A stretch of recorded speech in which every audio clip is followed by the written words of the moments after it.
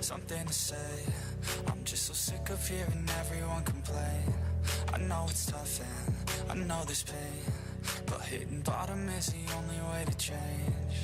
So I'll keep hustling, you keep struggling. Bitch, I'm humbling, keep mumbling, I'll keep doubling. XIANGQI, commonly known as Chinese chess or elephant chess, is a strategy board game for 2 players. It is the most popular board game in China.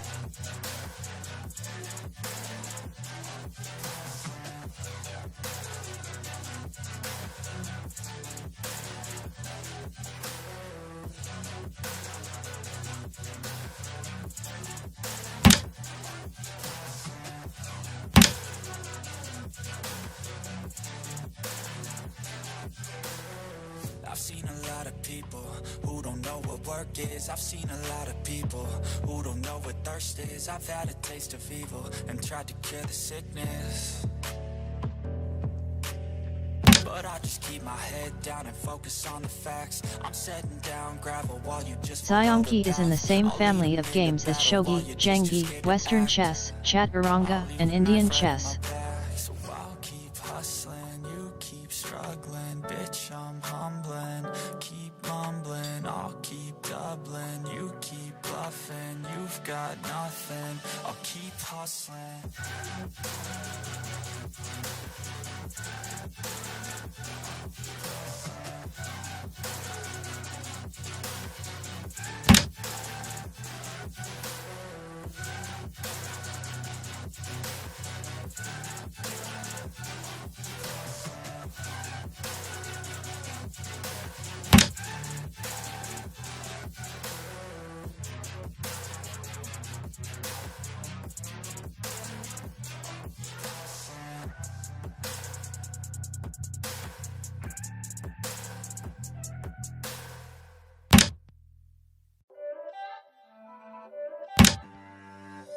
It's not a game, it's a rich thing.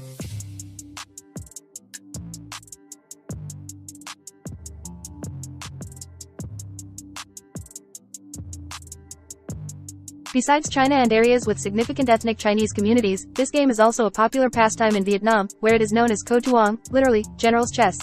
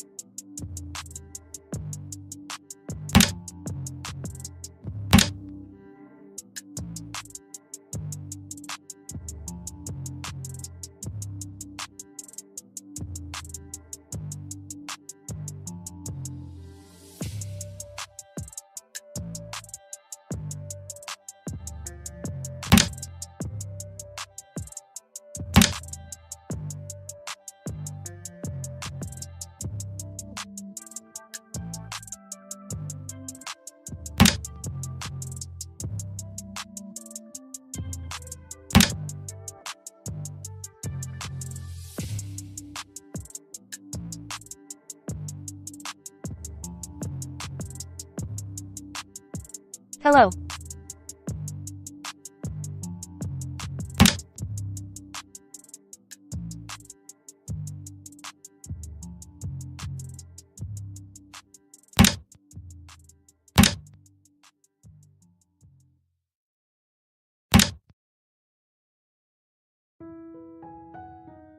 How are you?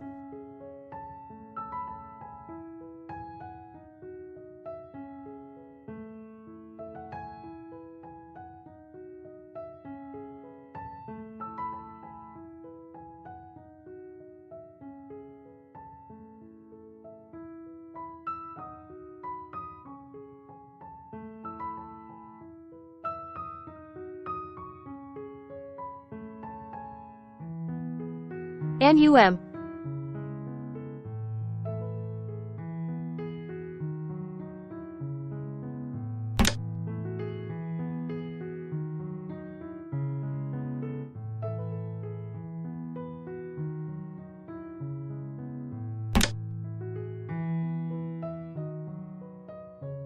MUN.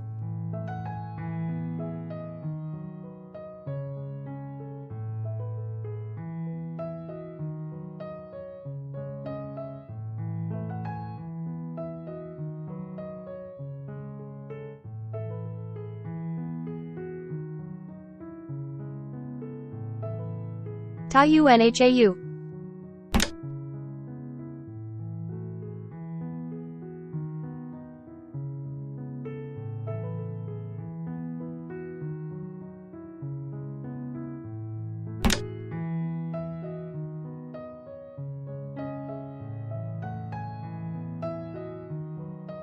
Love.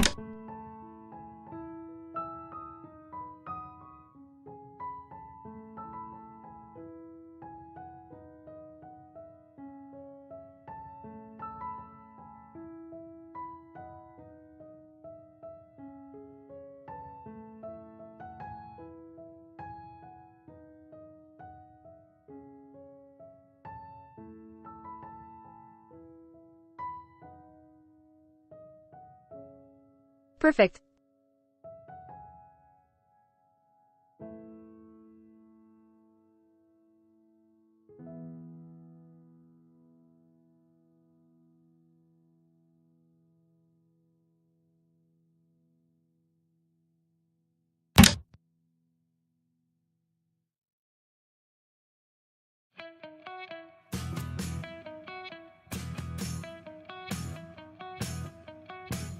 Good move.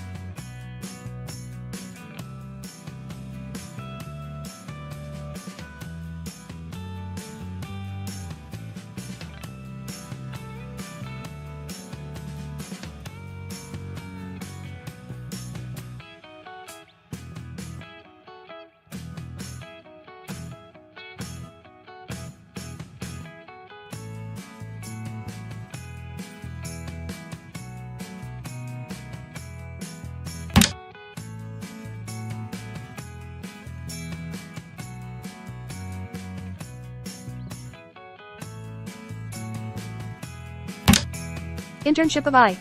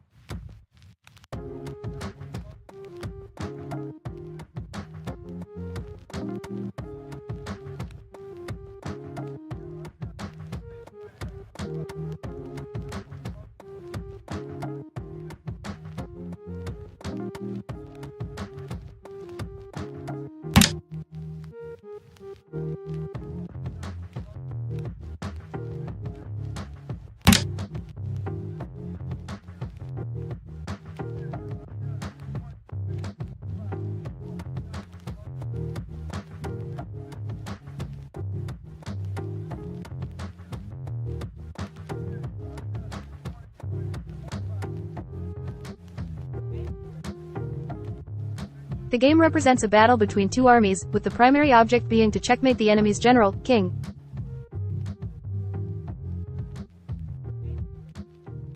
Distinctive features of XHUB include the cannon, POW, which must jump to capture, a rule prohibiting the generals from facing each other directly.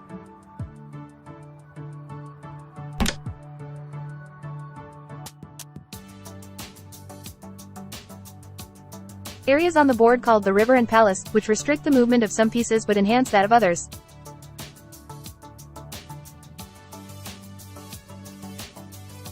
And the placement of the pieces on the intersections of the board lines, rather than within the squares.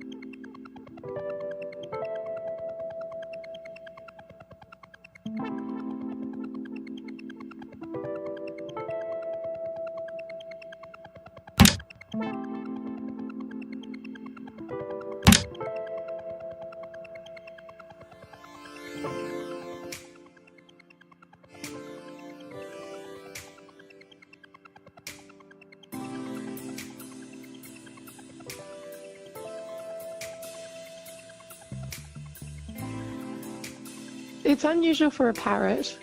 Swift parrots and orange-bellied parrots are the only parrots that make a full migration each year. There are other smaller birds all over the world and in Australia that undertake journeys that are even longer, but it's certainly very unusual for a parrot to be doing this. And is that part of why the species isn't faring so well? The migration is definitely a part of the problem, but we're not sure if the issues occur while they're migrating or when they arrive on mainland Australia for the winter, or a combination of both. All we know is which birds leave and which birds come back. What will it take to stabilise the numbers of the orange-bellied parrots and for there to be less human intervention? It's a really good question. So we need to see them feeding independently. So at the moment we have supplementary food out to maximise their survival and reproduction. We're starting to think about scaling back the food so that we're just using the food during monitoring times and the rest of the time they need to forage on their own. They need to be breeding in tree hollows instead of nest boxes. We currently manage birds on an individual basis, so if there's a bird with an injury or illness, we will go down to Melaleuca with the vet and look at that bird. If there's a predator that's causing an issue, we'll go down and manage that predator. At some point, the population needs to get large enough that we're not having to manage individual birds and individual nests, but we're not there yet. 81 is a fantastic number, but they're still very critically endangered and still one of the most endangered species in Australia and one of the most endangered birds in the world. So we need to move from a phase of preventing their extinction into starting to grow the population, and we're probably reaching that turning point now and starting to look ahead to what next. That is Orange-Bellied Parrot Program Director Shannon Troy speaking with Georgie Burgess. Time now for sport on ABC News Radio. An Australian batsman, Usman Khawaja, could face more sanctions for wearing a black armband during Australia's win over Pakistan in the opening men's cricket test in Perth. Black armbands are worn routinely by players to mark personal or cricketing bereavements.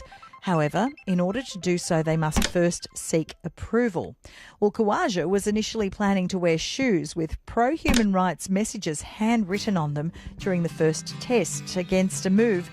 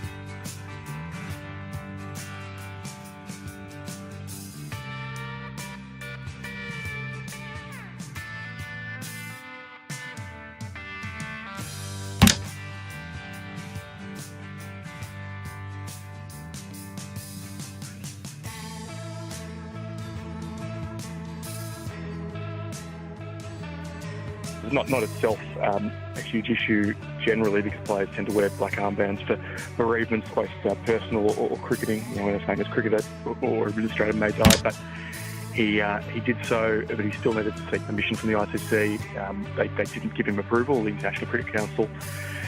So he is in breach of, it appears to be in breach of their rules, but by the same token, it's not going to be a massive penalty to start with. It would just likely be a reprimand. Do you think there's going to be any implications for the Boxing Day test here in Melbourne on the 26th? Well, it'll be interesting to see then whether he wants to push the boundaries and try to and wear the armband again, which I suppose would perhaps sort of put more pressure on the ICC to penalise him further if he does. You know, given he's done so once without having approval to do it again, he probably runs the risk of greater sanctions. I think it's clear he's probably not going to wear the shoes with those slogans. He had been sort of pushing for that, but that now appears unlikely. He's actually due to speak tomorrow at a press conference as Cricket Australia launches its multicultural action plan. He's speaking alongside CA Chief Executive Nick Hockley and former women's star Lisa Sthalekar. So it'll be interesting to see what he says there. Clearly, there'll be a lot of anticipation ahead of that media appearance, given he hasn't spoken too much publicly, at least from a press conference perspective, since the story broke back last week in Perth. Where is Cricket Australia in all of this? Does the ICC sanction a player directly, or do they do it via the governing body? No, they sanction the players directly, and CA sort of have been perhaps at one level fortunate that they've been able to keep themselves at arm's length and just point to, because they're in a very tricky situation where clearly it's a very sensitive issue. You know, obviously war in the Middle East is about as sensitive an issue as you can have it at any level. And, you know, they don't want to stop Khawaja from, displaying his views or speaking his mind on topics in which he feels so strongly about, but they also want to ensure that he adheres to ICC rules, or at least make it clear that he has to adhere. But there'll be no penalties for CA, I suppose, in isolation. It would just be more, I suppose, in theory, that they could be punished if Khawaja was to miss a test. But I think that's highly unlikely. We're a long way away from that happening. But as you say, interesting timing, given they're launching their multicultural action plan tomorrow. Yeah. Like I'm not quite sure whether this is. I don't think it was coordinated per se, but at the timing it does create quite a juxtaposition, and clearly, you know, it's going to be at the forefront. I probably wouldn't say it hijacks the event, but it will.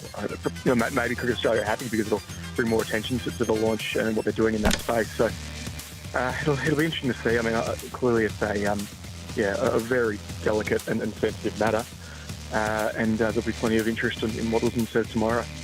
Do you think that some interpreted the writing on his shoes or the armband as anti-Israeli, and that has inflamed things? Yeah, I think people did. There were people within the cricket community that did feel that way. I think there was a sense that, and to be fair to Usman Khawaja, that, you know, he had been outspoken on this matter before the test. For several weeks, he did have some social media posts, but I think there was a sense that he was, just favouring one side of this conflict, and then there was, those criticising him were suggesting sort of privately that.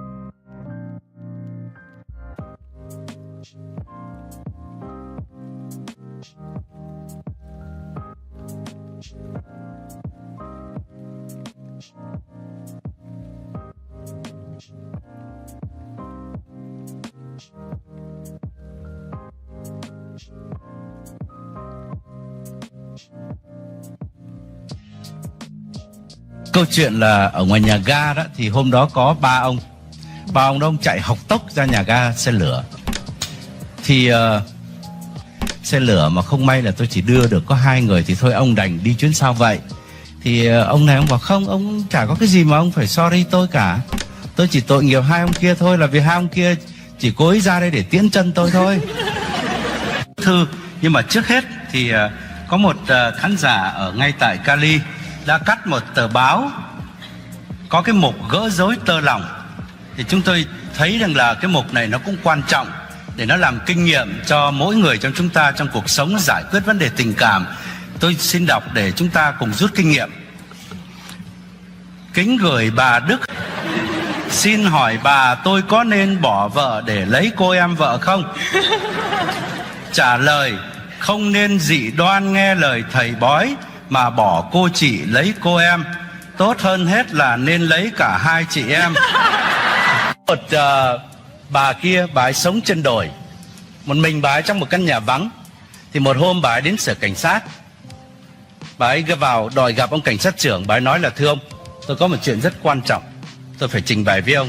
Thì ông cảnh sát ông ấy nói là bà nói gì thì nói nhanh. Bà nhìn hôm nay bao nhiêu người đứng chờ nộp đơn ngồi chờ đây này.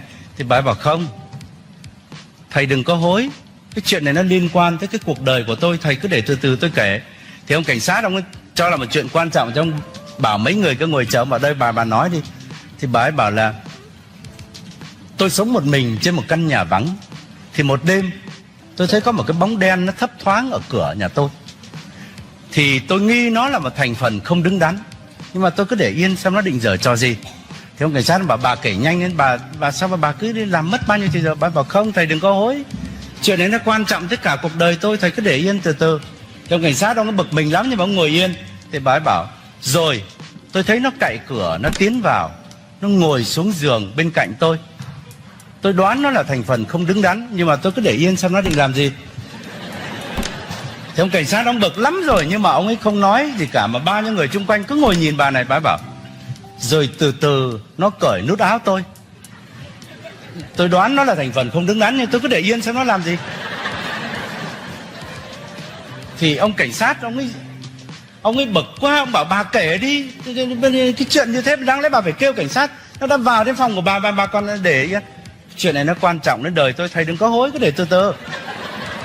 Thì ông cảnh sát ông lại ngồi im, không biết làm gì. Rồi bà ấy kể một hồi nữa, bà ấy bảo thế rồi cuối cùng nó đã cướp mất đời con gái của tôi. Ông ấy bảo ôi giời, tưởng cái chuyện gì, tức là hôm nay bà đến đây để bà thưa nó về cái tội đã cướp mất đời con gái của bà ấy gì. Bà bảo không, tôi có thưa gửi gì đâu. Hôm nay tôi đến để hỏi thầy xem thầy có biết nó là ai không. Vì cả tuần nay tôi nằm chờ không thấy nó trở lại. Một bà kia bà ấy lấy chồng. Vâng. Rồi chồng bà ấy chết sớm. Thì bà ấy ở vậy nuôi.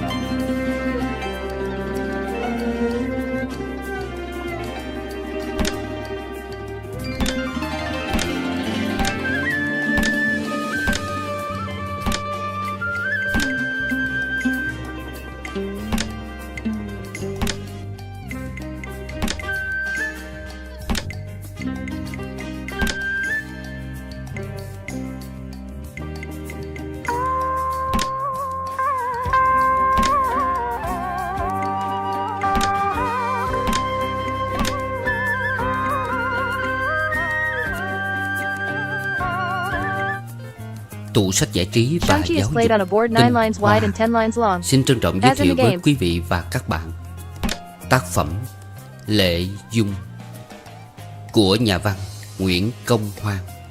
Văn phẩm này được tái bản tại miền Nam ngày 30 tháng 6 năm 1967 và được nhà xuất bản Hoa Tiên phát hành ngày 20 tháng 6 năm 1967. Người đọc Thái Hoàng Phi.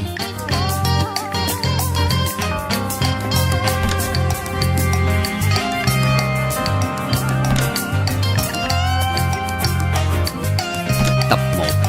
Chương 1. Chuyến xe lửa Hải Phòng đến, lừ lừ vào ga Hà Nội. Sau một tiếng còi huýt thì dừng bánh. Ông Cử Nguyễn Hằng tay xách chiếc vali vải vàng, tay dắt con ở trên toa xuống. Tất tả đi thật mau đến chỗ cửa ra. Trả xong vé, bỗng ông thấy gọi trong đám người đứng lố nhố trước mặt. Bác Cử. Ông Cử mừng rỡ đặt hành lý xuống đất, vái đáp bạn. Lại bác. Rồi ông bảo Liêm Khê: Con chào bác đi, bà Tú đi. Liêm Khê ngây thơ nhìn ông Tú Trần Văn Lễ, bạn của cha, cũng chắp tay và lý lý chào bằng hai tiếng cục thung lũng. Lại bác. Ông Cử chào: Con đã dặn cha phải to tát phải phép chứ. Ông Tú xoa đầu Liêm Khê cười: Thôi được, cháu ngoan. Rồi ông nói với ông Cử: Cháu trông hiền đẹp, hơn một năm. Ra đến đường, ông Tú thuê xe về phố Hàng Đào, nhà ông. Hai ông ngồi chung một xe. Ông Cử đặt Liêm Khê lên đùi và chiếc vali xuống bậc dưới. Ông Tú nắm cổ tay Liêm Khê, âu yếm hỏi: Cháu lên mấy? Thưa bác, cháu lên 9 ạ. Thấy con trả lời như ý mình, ông Cử vừa lọc lọc nói: Đấy, tôi vừa cho nó học quốc ngữ, đã biết đánh rồi. Ô, bé thế mà giỏi đấy. Con cháu Du nhà tôi cũng xoay cho đi học quốc ngữ và chữ Tây. Rồi bỗng hai ông cùng ngậm ngùi. Ông Tú thở dài: Bọn ta lỡ thời cả. Tôi tính mình học từ công vô mẹ vô ích. May khoa vừa rồi là khoa cuối cùng có nổi tiếng chung, không thể thử. Ông Cử gật đầu: Thật thế, Cử Tú sao mẹ làm nhàn ông gì? Giá biết đôi chút chữ Tây và dễ xoa sở hơn. Thời thế không ở bọn nhà nho mình nữa. Bác không định vào học giáo ban à? Không. Xong mình lỡ thời thì có mình kịp thời. Sở dĩ tôi viết giấy mời bác cho cả cháu lên chơi là do ý ấy. Tôi định bàn với bác một việc, chốc nữa sẽ nói. Rồi hai người im lặng. Liêm Khê không để ta vào câu chuyện. Cậu còn mê man nhìn Hà Nội. Đó là cả một thế giới đầy những ngạc nhiên. Xưa này ở nhà quê, cậu vẫn được nghe chuyện Hà Nội với bao cái lạ lùng. Nhưng sức ông bé con của cậu không thể tưởng tượng đúng không? Này cậu đừng ra Hà Nội. Chính hiện cậu đương ở Hà Nội. Chính mắt cậu được nhìn thấy Hà Nội. Nào phố xá thẳng tắp, nhà cửa trên sát nhau, xe pháo một cả đi lại rộn ràng. Cậu trốn mắt nhìn, chiếc xe đạp có 27 dọc một chiều mà không độ, lại đi nhanh như bay. Cậu cũng thích ngắm cái xe ô tô còi bớt tung, chạy rầm rộ nước đường làm tung bụi cát trắng xóa. Lại còn đoàn xe điện đồ sộ với những tiếng chuông chen chen, bánh lăn trên đường sắt làm nảy lửa xanh lè. Chà, giá mà cậu được ngồi trên xe đạp, xe ô tô, xe điện. Giá mà cậu đừng ở Hà Nội lâu lâu để ngày ngày thấy xe đạp, xe ô tô, xe điện. Cậu thấy ở đây người ta rất sang trọng. Họ mặc quần áo trắng bông, cổ cứng và bóng. Người nào cũng không kém gì ông ký ga cao sát mà trước giờ cậu vẫn phục. Nhà cậu chả ở gần ga mà. Cậu cố lắng tai nghe cho rõ để hiểu hàng quà họ sao bán gì. Nhưng chịu, cậu không dám ước được nếm những thứ ấy, bởi vì cậu không có tiền. Bỗng xe đổ trước một căn nhà thấp và cửa đóng. Ông Cử ôm con đặt xuống đường. Đến nơi rồi, Liêm Khê lên hè đứng đợi. Ông Tú trả xe 4 xu, rồi xách chiếc vali. Mời bác. Rồi ông dắt tay Liêm Khê. Ông Tú đẩy cửa vào. Bà Tú vội vàng chạy ra chào, rất mừng rỡ. Ông Cử mỉm cười một cách thân mật. Này bác, hơn năm nay tôi mới lên thăm hai bác. Hà Nội nhiều cái thay đổi quá. Ông Tú hỏi, con Dung đâu? Bảo nó ra chào bác và chơi với anh. Bà Tú nắm tay Liêm Khê, âu yếm nhìn. Ông Tú nói, cháu Liêm Khê vừa chào me nó, dễ mẹ nó không nghe thấy. Ông Cử lại nghiêm mặt nhìn con, vừa phải mắng về tội nói khẽ vẫn không chừa. Bà Tú vội vàng nói, khi bác có, cháu chào tôi có nghe tiếng. Rồi bà xoa đầu vuốt cái chởm của Liêm Khê và hỏi ông Cử, dễ cũng bằng tuổi cháu Dung. Ông Tú nói, hơn 1 tuổi. Con Dung nhà lên 8, thế mà anh ấy học giỏi đáo để đấy. Bà Tú hỏi, anh học đến sách gì rồi? Liêm Khê luống cuống không biết trả lời thế nào. Ông Cử nói, thưa, cháu học quốc ngữ đấy thôi ạ. Tôi không cho cháu học chữ nho nữa. Lệ Dung ở trong đi ra, chào ông Cử và dương mắt nhìn Liêm Khê. Bà Tú pha chè. Ông Cử lấy trong vali ra quả biếu và bánh để cho Lệ Dung. Thấy con gái có ý ngược ngược, bà Tú nói, bác cho, con cảm ơn bác rồi lĩnh lấy. Rồi bà mỉm cười đùa với con. Thấy khách quen chỉ thích ra chào để được quà. Lệ Dung thẹn thùng chạy tàu vào nhà trong. Ông Cử ra sân rửa mặt, Liêm Khê theo ra. Thấy vắng người, Liêm Khê hỏi khẽ cha, cái Dung nó ăn tham nhỉ, thầy nhỉ? Ông Cử cau mày cúi xuống dặn, con không được gọi là cái, phải gọi là chị. Bác Tú với thầy thân nhau như anh em, con phải coi chị Dung như chị em. Liêm Khê không đáp, vẫn tỏ ý bất phục đứa con gái tham lam ấy. Rồi cậu nói, nhà bác rộng nhỉ? Ông Cử gật đầu. Cho nên mấy năm trước bác muốn cho thầy trọ học với bác ở đây. Rửa xong, ông Cử múc nước cho con và bảo, mặt mũi chân tay kỳ cho sạch, kẻo bám bụi than tàu. Rồi ông vào trong nhà. Nước đã pha ra. Ông Tú nói, Về Việt Nam, Chuyến này rỗi, bác ở chơi với tôi lâu. Vâng, ở nhà chẳng có việc gì. Xong đi lâu sợ nóng ruột. Nhưng ít ra là 10 hôm. Ông Tượng mỉm cười.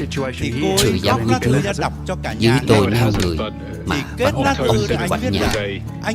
Bà Tú nói, đã lâu bác mới lên chơi, mời bác hãy. Vâng tôi đã dám đòi về ngay đâu. Ba người cùng cười. Ấm chè đã tàn, cơm ở trong nhà đã dọn ra. Thấy trên mâm chỉ có 2 cái bát. Liêm Khê nghĩ ngay đến bụng mình đương đói. Nhưng bà Tú đã gọi cậu và bảo, anh vào đây ăn với thím với em. Thầy với chú còn sơi rượu lâu. Có một ông kia Liêm Khê nhìn cha rồi mới theo bà Tú. Bà dắt tay cậu. Con trai lứa phải mạnh bạo lên mới được chứ. Ông Tú rót rượu vào cốc cùng bạn đưa tay. Ông tự hỏi, bác hẹn tôi lên chơi, có chuyện gì xin cho biết. Ông Tú khề khà đáp, vâng, đó là việc về tương lai bọn trẻ. Chúng ta sống lỡ thời thì phải làm cho chúng nó hợp thời mới được. Ông Tưởng gật đầu. Tôi đã nghĩ đến sự ấy. Cho nên cháu Khê học đến đại học rồi mà tôi cũng bắt thôi. Xoay ra Quốc ngữ. Hôm bắt đầu mở sách ABC để dạy cháu, tôi rớt nước mắt. Thế thì anh em mình chẳng bàn nhau mà đồng ý. Tôi cũng không dạy cháu dùng chữ nho nữa. Cháu học Quốc ngữ đã đến nhận trách. Tôi định tháng 8 này, khi trường nữ học Hàn Quốc khai giảng, tôi xin cho cháu vào đấy. Tủ sách Tinh Hoa xin dừng tại đây một chút để giải thích về việc ông Cử nói rằng cháu Khê học đến đại học. Như trước đó, quý thính giả đã nghe, cháu Liêm Khê chỉ mới có 9 tuổi. Nhưng tại sao ông Cử lại nói cháu Khê học đến đại học? Đại học ở đây không phải là bậc đại học trong nền giáo dục mới, mà là một trong tứ thư, tức là 4 tác phẩm kinh điển của nho học Trung Hoa được Chu Hy nhà Tống lựa chọn, bao gồm Đại học, Trung Dung, Luận Ngữ và Mạnh Tự. Thông thường người ta hay nói tứ thư ngũ kinh. Với ngũ kinh gồm 5 tác phẩm kinh thi, kinh thư, kinh lễ, kinh dịch, kinh xuân thu. Các sách này còn là những tác phẩm văn chương cổ điển của Trung Quốc. Cho nên ở đây bậc đại học chỉ là bậc đầu tiên của một trong tứ thư của nho học ngày xưa. Hết giải thích. Ông Cử trố mắt hỏi, bác cho cháu học chữ Tây nữa kia à? Thời buổi mới không học chữ mới lấy gì mà sinh nhai? Con gái cần gì phải sinh nhai, ngày sau đã nhờ chồng. Đành vậy, nhưng có chức nghiệp vẫn là quý, và học cho biết nữa. Nhưng dù thế nào tôi cũng khuyên bác chớ cho cháu ra trường. Con gái đi học chữ Tây dễ sinh hư. Bác ở Hà Nội hẳn biết rõ hơn tôi. Ông Tú gật đầu. Điều bác nói tôi đã nghe thấy nhiều lần, nhưng tôi cho là sự phán đoán thiên lệch, và bởi thiên lệch nên sai lầm. Nhưng có những chứng cứ hiển nhiên. Cái ấy có, nhưng không phải tất cả con gái đi học chữ Tây đều hư. Chẳng qua một vài người lớp đầu kém đức làm mang tiếng bọn đi sau. Nhà nho ta vì thiên mới vơ đũa cả nắm để đổ tội cho chữ Tây. Phải. Và nếu không kén đức dục, sao người ta dám liều lĩnh mà đi đầu? Trong lúc thời thế đổi thay, những người chân chính đạo đức đều muốn xa lánh cuộc đời. Chỉ bọn kém nhân cách mới không cần liêm sĩ, mới ra đời để mưu cầu sung sướng, danh lợi. Ông Cử cười khẩy. Sung sướng danh giá theo một nghĩa riêng. Cho nên tôi tưởng hư hay không hư là tùy ở người, chứ không phải do sự học. Học nào không có luân lý, mà luân lý nào không khuyên người tránh điều dở, làm điều hay. Tôi tin vậy nên cho cháu Dung học chữ Tây. Và là con nhà nho, ít ra chúng nó cũng có một căn bản về tinh thần vững vàng. Ông Cử không đáp. Một lát ông mới nói, tôi muốn cho cháu Khê học chữ Tây, đặc biệt vùng tôi không ai dạy, phải học ở trường, chứ nhà quê làm gì có thầy. Sở dĩ tôi nhắn bác cho cả cháu lên chơi là ý muốn khuyên bác nên cho cháu học trường Hà Nội. Ở trên này tôi trông nom cho. Hai bác coi cháu như con, tôi không ngại gì. Nhất là hai bác có lòng yêu tôi và thương cháu, lo cho tương lai cháu sau này, và bảo tôi điều ấy. Nhưng tôi sợ cháu béo quá, đi xa thì nhớ nhà, mà để cháu bắn con thì nhớ con. Nghề nhà nhà căng con thẳng một quá mà. cô ơi, căng thẳng quá thì cái Duyên cứ Bởi nói với vậy anh là tôi mới bảo bác anh cho cháu ơi, ra đây. anh đừng Ở có chơi an lâu tâm. là Anh ý đừng có muốn lo cháu cho quen và tập cho bác gái sự nhớ con. Chưa chị đã Từ cười nay rồi đến đó. ngày khai Thấy trường không? còn 2 tháng, Em cứ tha nói là hồ người ta thông đã cười thả. thôi. Không, nhưng mà Kỳ Duyên nói là anh đừng có Bác lo. định cho Ở cháu theo tuổi học của trường nào? anh đó mà cứ căng được Gần là đây tốt nhiều rồi. trường, xin vào đâu cũng dễ. Không? Bác cũng như tôi, cháu ở với bác tôi không áy náy điều gì. Nhưng bác đã bảo với bác gái chưa? Đã. Và nhà tôi cũng đồng ý. Vậy lát nữa tôi xin thưa chuyện với bác gái. Về phần bác ở nhà, bác nên giảng giải cho nghe ra. Nếu lấy cớ nhớ con mà không muốn nó đi xa, tức là không muốn cho nó khá. Tôi nghiệm những đứa trẻ ở xa nhà, đứa nào cũng thấy nảy ra nhiều đức tính, mà nếu cứ ở luôn cạnh cha mẹ thì không có. Vâng, tôi xin bảo nhà tôi. Cháu chê sáng dạ, cho đi học bây giờ là được. Bỏ cái học mấy nghìn năm của ông cha, để theo cái học không biết có trường cũ không.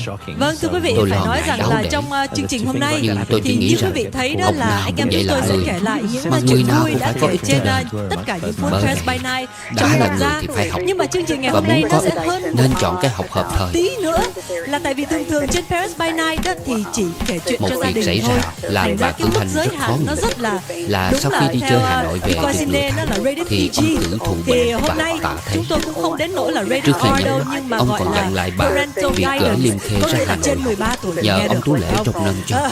Và anh Nhạn thì Thành hôm thử đầu bây anh Nhạn giờ hôm nay em thấy bà khán Tưởng giả không đông biết quá nên như theo vậy là lời anh trói mừng trăng rồi của phải người không? đạo quốc. Tại vì anh Hay cứ nên sợ là kể không câu bán chuyện vé của ông được Tú thôi. nói với Mà chồng hôm bà. nay là chật kín Hơn hết ông lên phòng, Hà vậy Nội là chơi anh nhưng không có. căng thẳng rồi phải không? Bà làm ăn bây giờ kém trước. Sự bận lương cho con đi học xa, bởi vậy thành khó khăn. Ông Tú rằng bà muốn tránh tiếng nhờ vả. Vả chăng chồng bà đối với ông Tú khác, mà bà đối với ông Tú khác. Bây giờ chồng bà mất đi, sự thân mật cũ không thể còn được. Lại nữa là chính ông Tú khuyên chồng bà cho Liêm Khê ở Hà Nội và hứa trong năm cho. Nhưng nay ông có thể không giữ lời, vì lẽ ông cử tạ thế. Quyền trong gia đình từ nay thuộc về bà.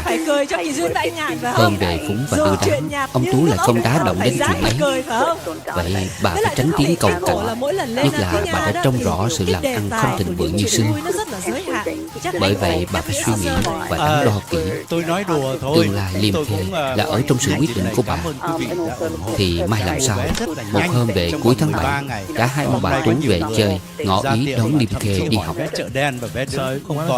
Bà cử tiễn con ra Hà Nội và ở cho đến ngày khai trường. Vì muốn tiễn, ông Tú xin cho Liêm Khê vào trường Hàn Quốc. Vì lễ dung học trường Hàn Quốc, ông Tú tậu chiếc xe dài. Hai người cùng đi về một lối. Bà cử thấy Liêm Khê không nhớ nhà nên rất yên tâm. Chờ con đi học một hôm, bà ngỏ ý xin về, nhưng bà Tú giữ thêm vài ngày nữa. Liêm Khê tiễn mẹ rồi ở lại một mình. Ông Tú và nhất là bà Tú cứ sợ cậu buồn. Là khác những chương trình Thúy Nga. Bà khuyên nhủ Liêm Khê luôn. Đầu tiên Có lần bà bảo kể là về một nhà sư. Cháu ở đây với chú Thím, cũng như ở nhà với đẻ. Rồi những ngày nghỉ học chú cho đi chơi. Ở Hà Nội có ga Gô Đá, có trại hàng hoa, nó phá vui phách lắm. sao đó. Liêm Khê đáp, chùa đuổi về nhà. để cho dặn cháu phải ở đây chăm học, không được đi đâu cả. Có đứa con duy nhất, nhưng đi chơi với chú kia mà. Để dặn thế là sợ cháu đua với bạn bè, tập thói hư đốn. Đang ngồi dưới gốc cây Thường và đang ông Tú vẫn gọi cả Lệ Dung lẫn Liêm Khê đưa sách cho xem. Ông thấy hai người viết lách sạch sẽ và cùng ngoan ngoãn nên rất có bụng mừng. Hôm thứ Bảy được nghỉ buổi chiều, bà Tú hỏi riêng ông Tú, ta có nên cho cháu Khê về Cao Xá chơi không? Ông đáp, bà cử vừa ở đây về, chắc cháu chưa nhớ mẹ. Và không thấy bác ấy nói, tôi sợ cháu đừng vui vẻ mà cho về chơi, rồi mẹ con biện rịnh, thành thử mình gây cho nó sự nhớ nhà, học hành kém đi. Tôi thấy cháu vừa bồ cô cha, lại phải xa mẹ ngay, thì lấy làm thương hại.